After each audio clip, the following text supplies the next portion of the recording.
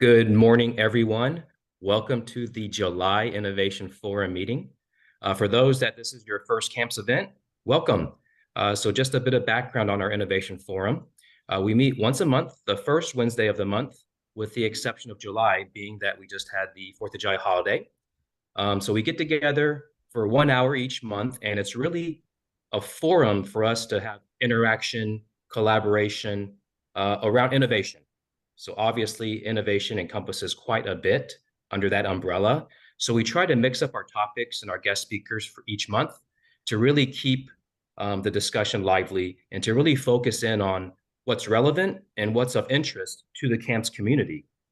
So for this month, we are extremely excited to be joined by Max Ismailov, who is the founder and CEO of Rocket Propulsion Systems, as well as a fellow Purdue Boilermaker, where he got his doctorate in rocket propulsion. So Max's company really is on the cutting edge of building, testing, and commercializing innovative propulsion systems. So very excited to be speaking with Max today. And with that, I'll hand it over to Max. Yeah, thanks, Norman. Great to be here. Thank you for inviting. I'm happy to answer any questions or interest that you may have. Perfect. So I guess top of mind, what inspired you to start Rocket Propulsion Systems? So it's an interesting time in space technologies right now. Not long ago, only the governments had the means and resources to do business in space. It has changed in the last 2 decades.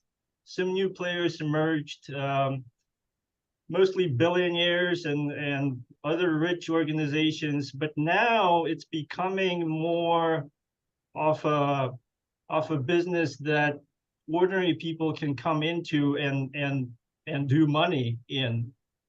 So so let me segue into some scenarios that you might visualize in your head.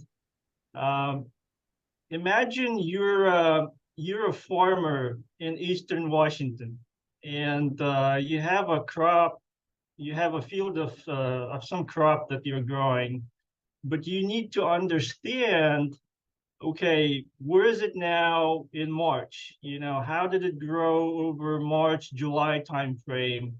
Where should you put more seeds in September? And how do you capitalize on that knowledge to save on cost for the next year?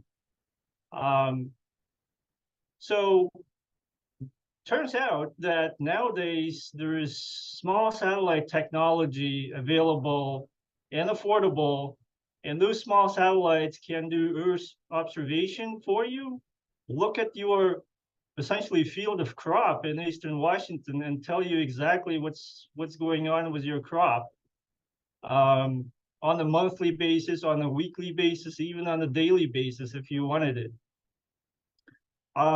Another use case, I guess, imagine you're a captain of a big barge going through a Suez Canal, and you don't want to get stuck in the Suez Canal, and you don't want other ships complaining about you getting stuck in the canal. So turns out, to not get stuck, you can use the help of those small satellites in space and get updates on a minute-by-minute basis or an hourly basis, according to whatever is comfortable to you to do that navigation through the canal. Or imagine you're a Trader Joe's, store manager, and you're thinking, okay, my parking lot has pretty tight spots.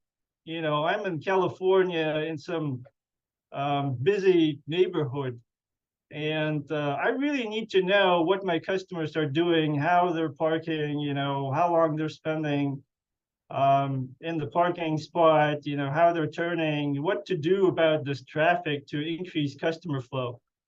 Again, turns out you could use small satellite technology to get those updates on a minute-by-minute basis and understand whether you need to expand your parking lot or really attempt to make those parking spots wider. So, um, so well, what does it take to have that small satellite technology? Well, first of all, you need to launch those small satellites. But going back to why it's so attractive and why ordinary people are interested, well, here's why. So we're talking about small satellites of about this size. I don't know, people in this audience, they probably imagine when we talk about satellites, they probably imagine something like a school bus, somewhere out there in space, taken out by NASA. No, we're now talking about small, rockets lifting this size of a small satellite into space, and that satellite, it does those observations for you. Now, it costs about $300,000 to make this small box, but you can make anywhere from $6 to $10 million a year on this box, doing this Earth observation. And so you can see that jump in numbers just on that small box. And if you have 50 of them, so that you can get consistent coverage in that spot that you're observing, well, then you're making a lot of money.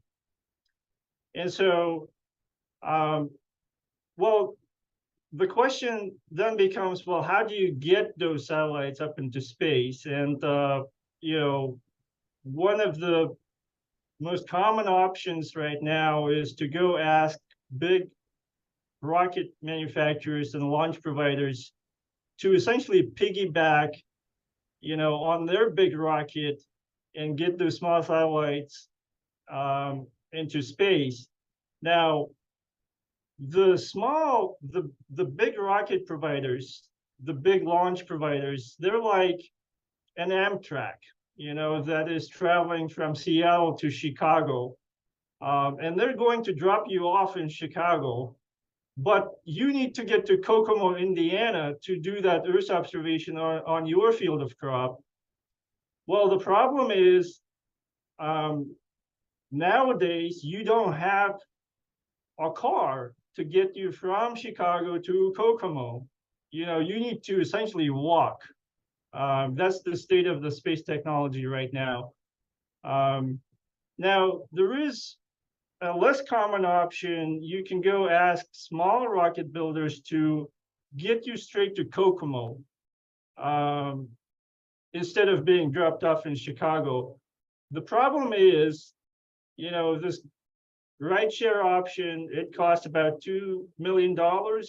And the small rocket option, direct to Kokomo, that's a $10 million option.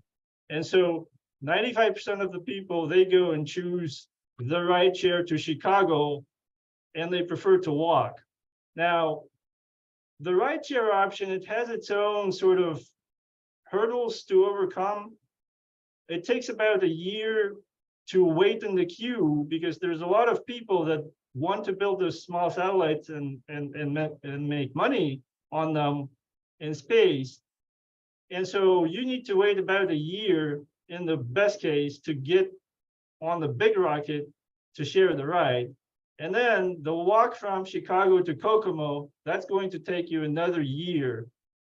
So 2 years, you're essentially waiting for that small satellite to start generating money, and you're paying overhead, on Earth to keep the lights on. So now the question becomes, well, why are those small rocket providers, why are those so expensive? And the answer turns out to be that the motors, the engines on the small rockets are very expensive. And they're expensive because they're built according to old, essentially, models, designs. And so what our company does, we innovate in how to build really affordable, cheap rocket engines so that those small rockets become competitive with the rideshare. Hope it all makes sense. Yeah, no, I appreciate the analogy. When you talk about rockets, I know there's so much complexity and depth. So I do appreciate you lowering that complexity down so we can understand it through that analogy. Um, and the cost is just, I mean, I guess it does make sense. Can you talk a bit more about what your company is doing to make it more affordable and more accessible for folks? I know that you're doing a lot of exciting work in the space of hydrogen energy. Can you talk a bit more about the affordability work that you're doing? Yeah, so we started this company in 2019, so we've been around for 4 years. Not a startup anymore, I guess, but still a young company that is trying to make its way in the world. Um, so again, what we do, the core of our business is we innovate in propulsion technologies in the rocket engines. And our main question is, how do you make them cheaper? How do you make them? Let me say this. Um, so right now, right, there are rockets that have. Um, let me bring this analogy into play. So right now, the rockets are like you have a truck, a Cadillac truck, um, with a Ferrari engine inside. And what we're trying to do is we're trying to essentially build a Chevy truck with a Chevy engine inside that is very, very cheap and affordable.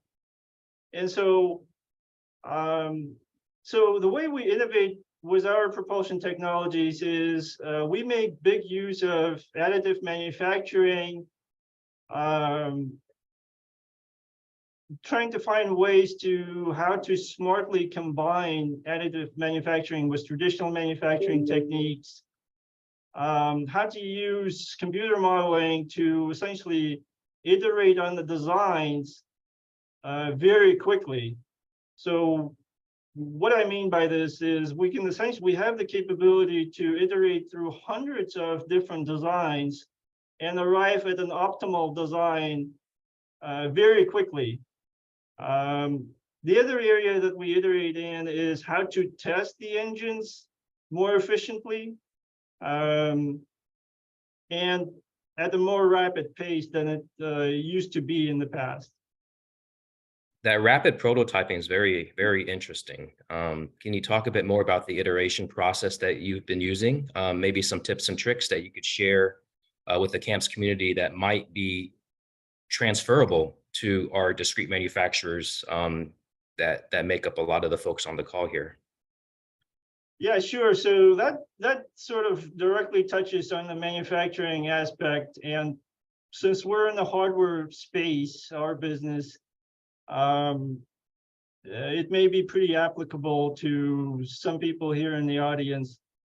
So rocket engines, for a long time, they used to be made in traditional manufacturing way.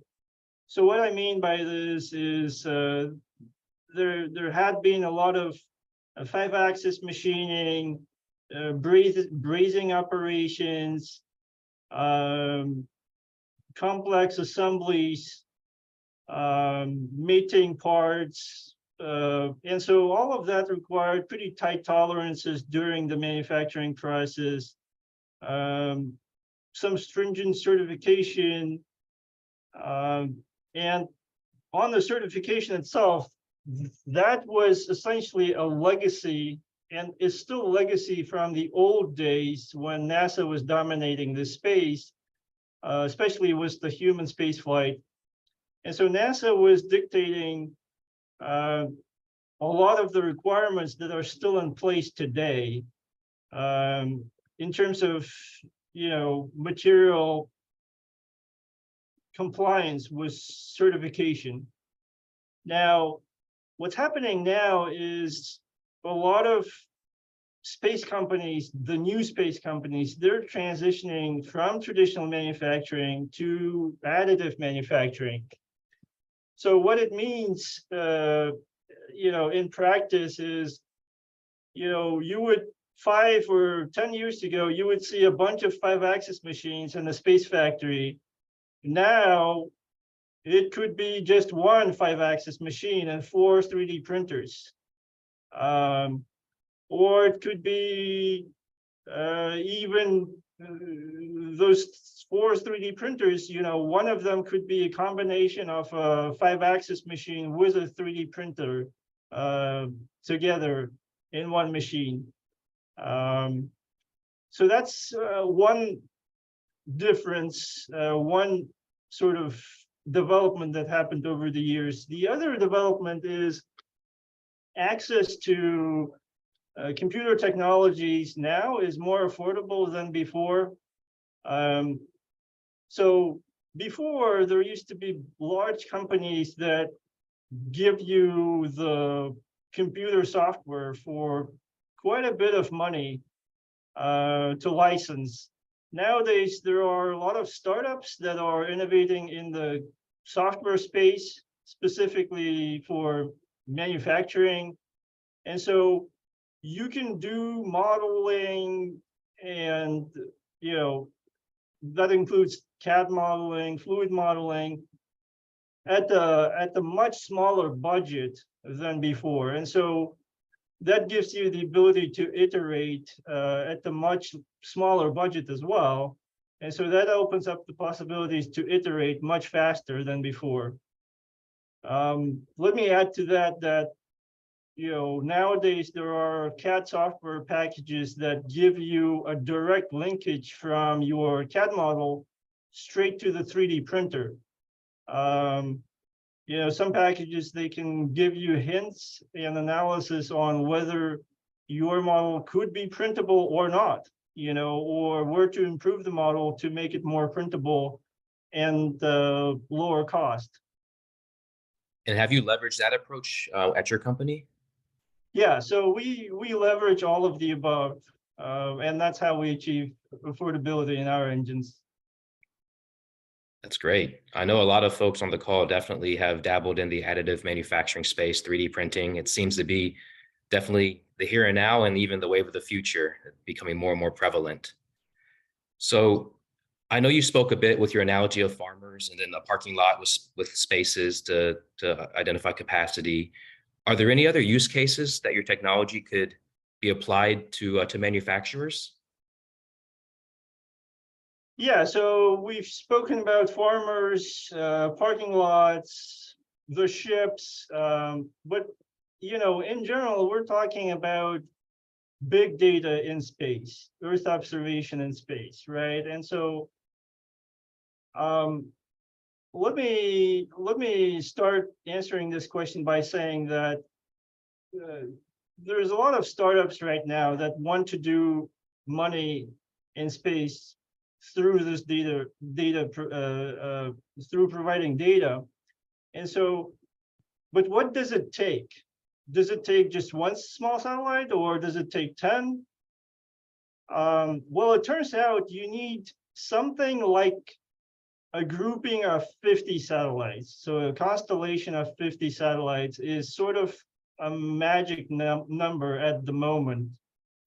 And that's because you need an even coverage over some area on Earth that you are trying to observe. And so imagine if you had just one satellite, it would zip over that point on Earth, and then you would lose coverage for some time until the satellite makes the complete round around Earth to get back to that spot.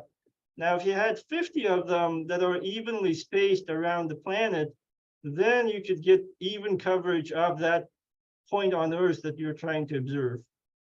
And so 50 satellites is what you need sort of as a minimal amount to make a meaningful business. And so what does it mean for this audience is there's going to be, and there's there are now and are going to be a lot of people that are manufacturing the small satellites, control systems for those small satellites that will keep the constellation in its geometric shape, essentially, in space that is required. And so we're talking about navigation components, we're talking about synchronization, all of that. There's a lot of innovation also that is going on in optics in satellite technology. So that is another area that is going to be very capital sort of intensive. There's going to be a lot of investment in that area as well. And can you dive a bit deeper into the optics portion? I haven't really heard much about that space.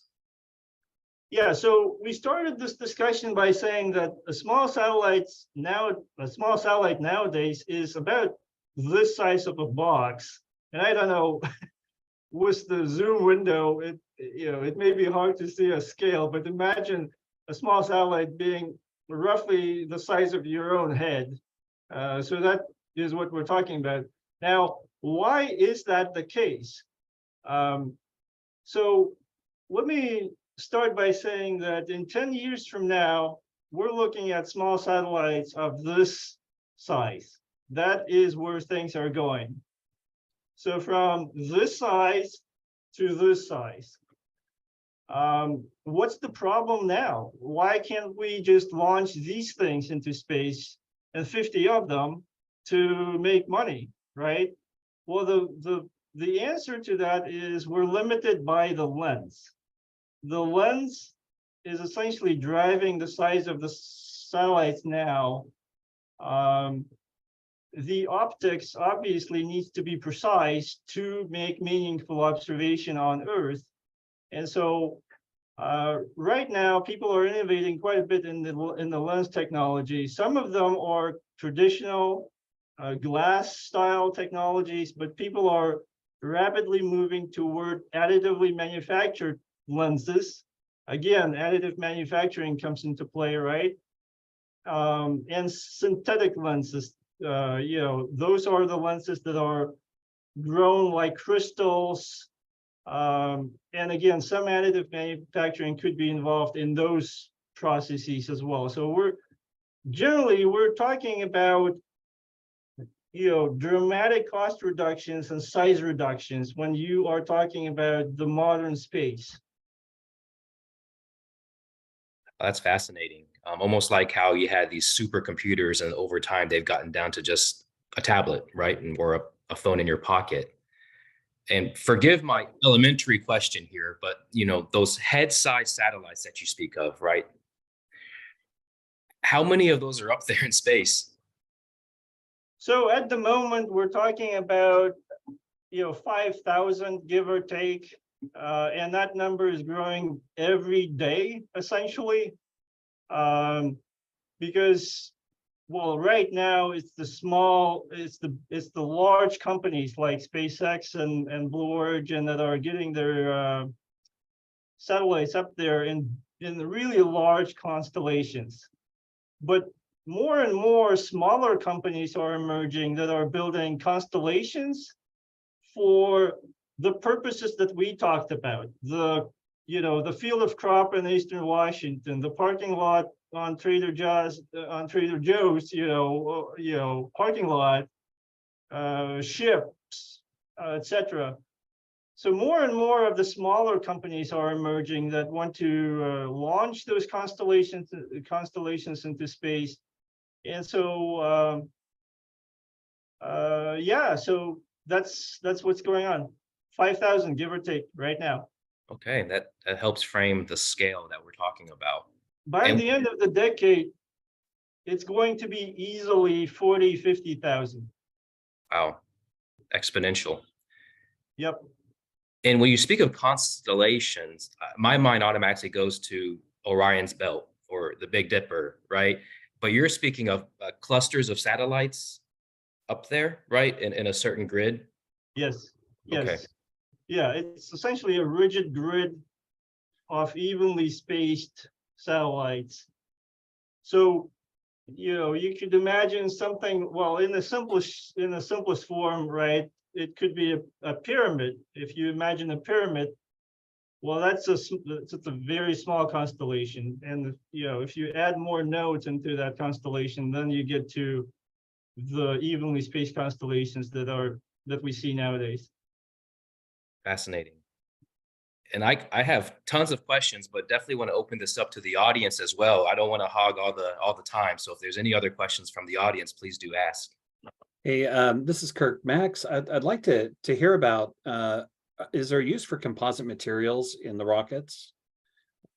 Yeah, for sure. So especially with the small rockets that people are trying to build now, the smaller startups, the tanks in those rockets that carry the fuel, a lot of the times they're built out of composite materials.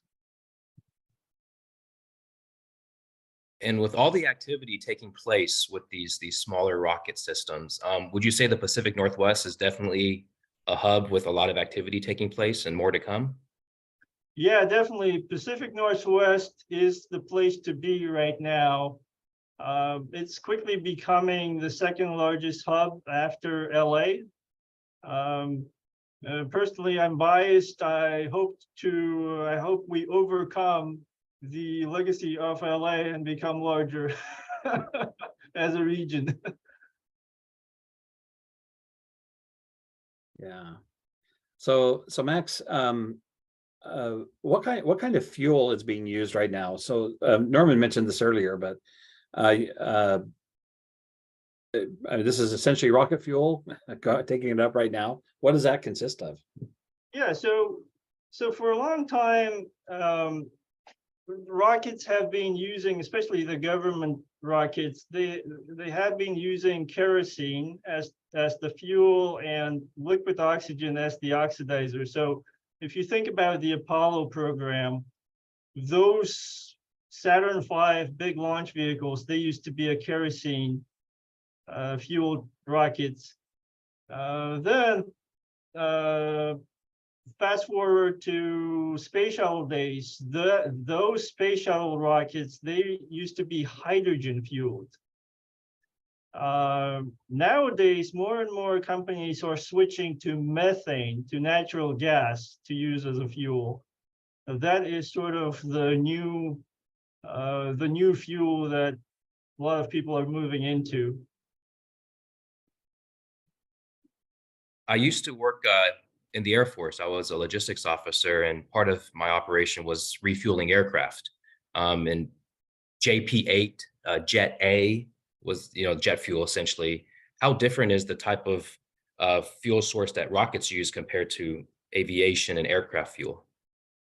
Yeah, so JP-8 and Jet A, that was the sort of fuel that was used in the large Apollo program rockets. And there was a slight difference in the naming convention. That fuel was called rocket propellant, or highly refined kerosene, which is essentially what the Jet A is. But then in the space shuttle days, people moved on to hydrogen as one of the more traditional fuels. Over time, people realized that hydrogen is very expensive to handle. And JP-8 or Jet A, it has its own limitations in terms of keeping the rocket engines cool in flight. And so, out of that emerged that school of thinking that methane or natural gas could be the fuel of the future. And the reasoning there is that methane is very abundant. It's the second most abundant commodity on the planet right now that is traded, transported, sourced. It's also cheap because of its abundance. There's a lot of infrastructure built around methane. And so there's a lot of pluses that go with methane that people are considering. And a quick personal question, a divergent from all this technical talk. So I mentioned I was in the Air Force, and whenever I watch military movies, I can quickly pick out if their uniform is incorrect or, they're not supposed to wear their hat indoors, things like that. When you watch space movies or rocket movies, Apollo 13 or Armageddon, do you find yourself also picking on those Hollywoodisms that are just outlandish and not realistic at all? Yes, yes, especially the sound effects in space. So space is a big void. There is not a lot of substance in space, literally speaking. And so because of that, it's hard to convey sound through space because there's literally no medium through which a sound can transfer. And so, but what happens a lot of times in the movies, you hear those sound effects, with the stereo effect, and those are simply not true. Things are quiet in space. The things we just take for granted and don't even realize. Exactly. Hey, Max, I was going to ask you, you have a background having worked with Blue Origin and SpaceX. Your background is very fascinating, by the way. I think people would be very interested to hear about some of the projects and things that you've worked on. But because I think you have, we're talking about small satellites, is what you're focused on right now in propulsion systems, but where do you think space as an industry is going? Where's NASA going? Where's Blue Origin going? SpaceX? What do you see happening in the bigger space industry? Yeah, so that's an excellent question. It kind of dives deeper into the happenings of the day. Space used to be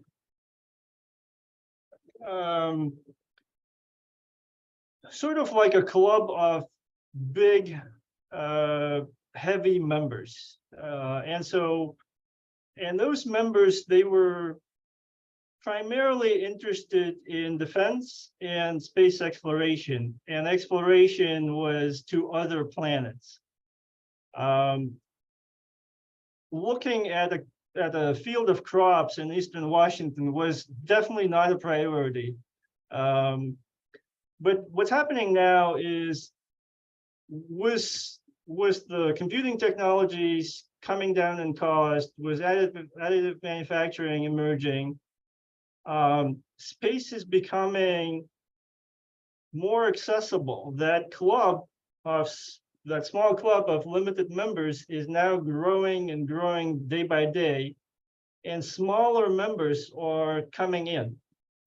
Now, with the membership growing, you would naturally see specialization.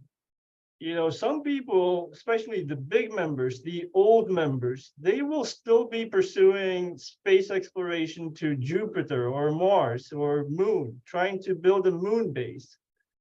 But there's going to be a lot of those newer, smaller members that will be thinking about the field of crops in Eastern Washington, and trying to kind of find their niche and spot under the sun by providing those sort of services. So space is becoming less spacey, so to say, now. Do you see what Space Force is focused on? I'm guessing it's security minded, but do they have a mission that's bigger than just I don't know, protecting satellites or protecting what's happening in space? Yeah, so Space Force obviously has defense mission as their primary objective. What I could say is that one of the problems that they're interested in on a pretty serious level is how to use small, affordable rocket technology, propulsion technology, to augment the defense purpose. And what I mean by this is, we in the United States, we're not the only ones that recognize the cheaper computing technologies and additive manufacturing. There's a lot of other countries and people that think the same way. And some of those people are, are ahead of us in some ways.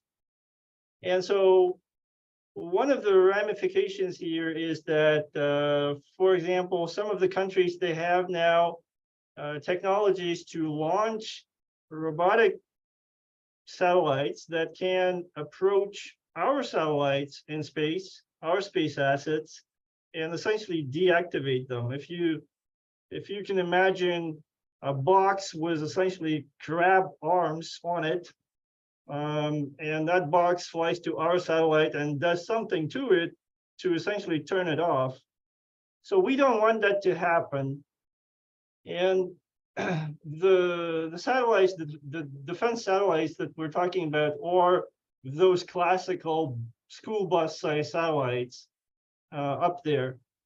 Now, the question becomes, in the event of an enemy taking out our satellite, can we quickly replace that school bus satellite, the big one, with those tiny head size ones, a constellation probably of the tiny ones that will do the same job as the big school bus size satellite that got deactivated.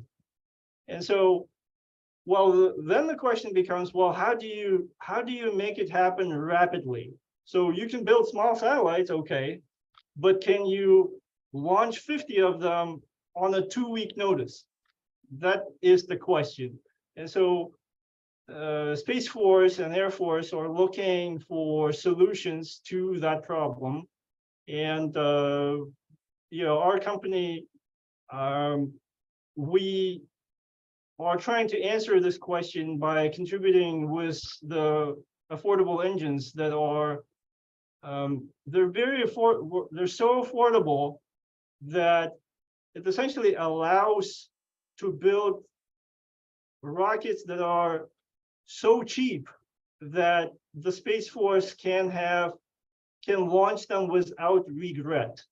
And that is, the term that the military use is maneuvering without regret. So that essentially means, say you launch 50 of those small rockets and something happens with 5 of those rockets or even 10 of those rockets. They don't reach the final, target point in space. You can afford that because all of them are so cheap. You will still have the other 40 coming to the target and doing the job of the big school bus satellite that got deactivated. Does that make sense? I've been looking for opportunities for manufacturers to look forward to, but it sounds like there's going to be a lot more happening in space. And because you mentioned there's so much money in it, the use cases get very exciting. And I'm sure you've just scratched the surface of use cases.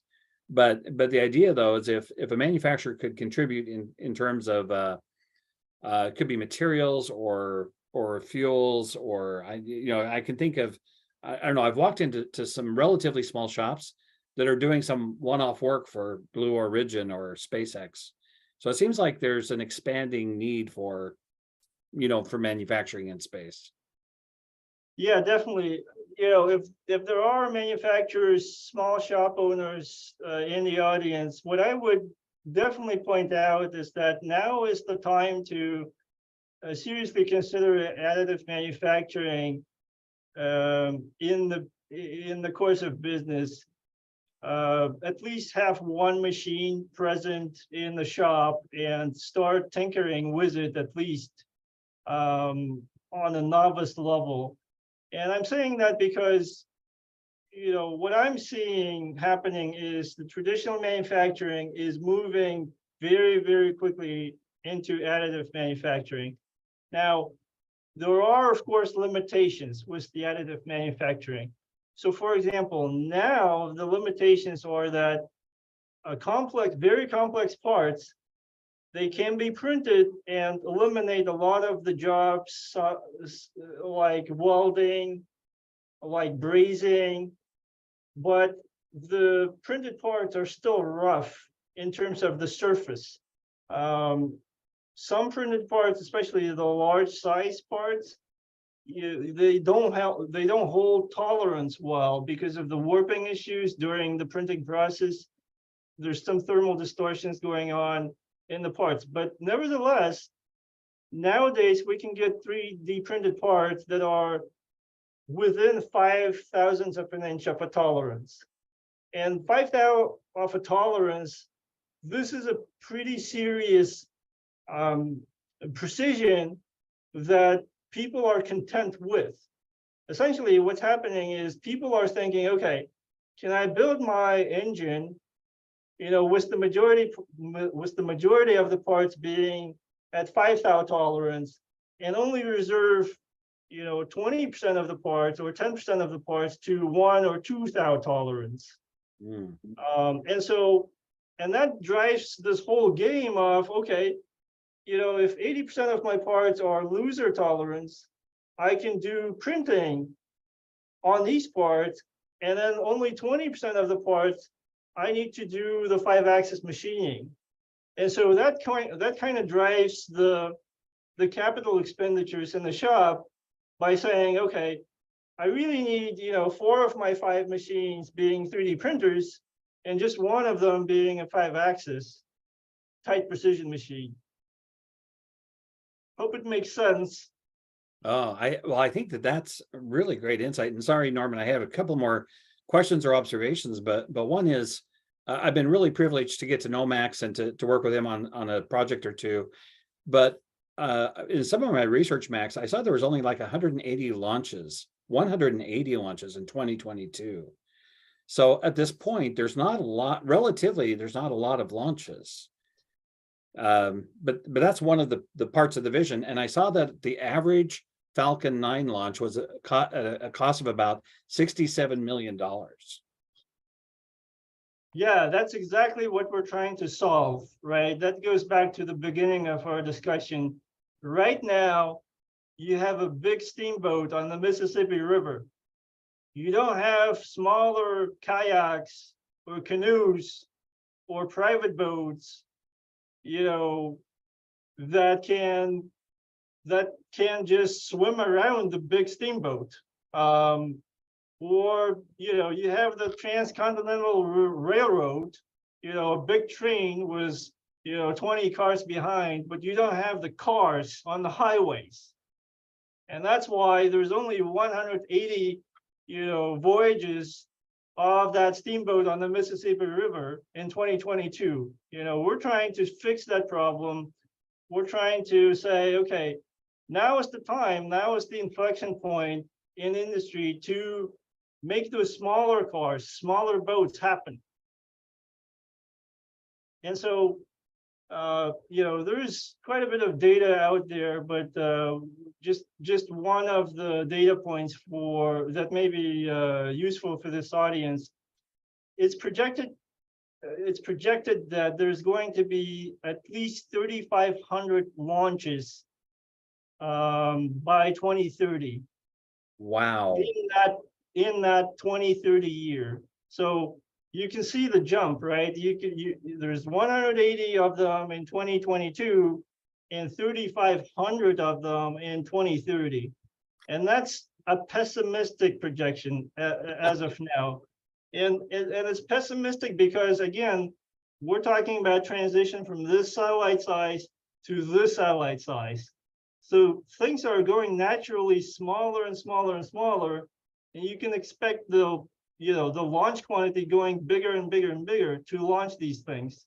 So Max, could I just interject here that something for everybody to keep in mind, that when you're talking about that scale of going from 180 launches to the number you were mentioning, that if you think in terms of the type of manufacturing, so right now you're prototyping, right, Max? You're testing, you're prototyping, but when companies come to you and say, I really want to get more rockets up into space for less money, you're going to have to kind of probably outsource some of that manufacturing.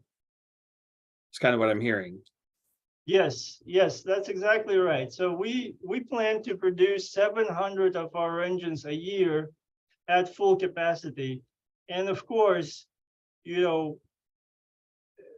and our company is just one of the examples, but there's going to be, if there's just one of us now in Washington State, there's going to be obviously 10 of companies like ours by 2030 because of how things are going, right? So, and some of those companies, they will decide to go with a vertically integrated model, right? To have their own machines in their own shops, but majority of them are going to be outsourcing their manufacturing to others that have the machine shops and machines specifically for production, for outsourced production. Yeah, That's there very can be cool a lot. for this community. That's good news. That is Yeah, really, definitely. So, if you take away something from this discussion, right? What I want you to take away is that, well, first of all, space is being democratized rapidly, right? It's not, it's not an arena of white coats and, and bunch of scientists, in a shiny lab. It's becoming a business for normal, ordinary people. So that's one. The other one that we spoke about, the manufacturing shops and the outsourcing, it's not going to be just the space companies that are going to benefit from these developments, but the entire ecosystem that surrounds those companies. So anybody from a powder supplier to the 3D printers, to raw materials, metals, high temperature metals, to the traditional machines, the machine makers. We talked about engine manufacturers, rocket and satellite manufacturers, lens builders, service providers, internet consumers. So it's the entire ecosystem that we're talking about. And It's essentially the same moment now in space as when we had IBM, making, school bus sized computing machines. And now we have an iPhone in our hands. very exciting times right now. And one final question, Max. So for folks that want to learn more about the exciting work that you're doing, where can they go to get more information? So as it pertains to this audience, what I would say is there's a lot of additive manufacturing conferences going on across the country every year in several different formats, and it's pretty easy to Google them and find which one fits your particular business the best. So that would be one avenue. The other avenue is there is some large 3D manufacturing companies out there. The industry as a whole is maturing and kind of solidifying, and some big players are emerging. So one of the big players is Stratasys Direct Manufacturing. That's just one of the examples. And people can go on their website and essentially sync up with the latest developments in additive manufacturing. Obviously, people here in the audience, they are probably well aware of the traditional manufacturing and the machines in that space, so I'm not going to talk about that. In terms of what's happening in space, spacenews.com is a good outlet that kind of talks about the big news in space. But there's also smaller outlets that are updating on a more frequent basis.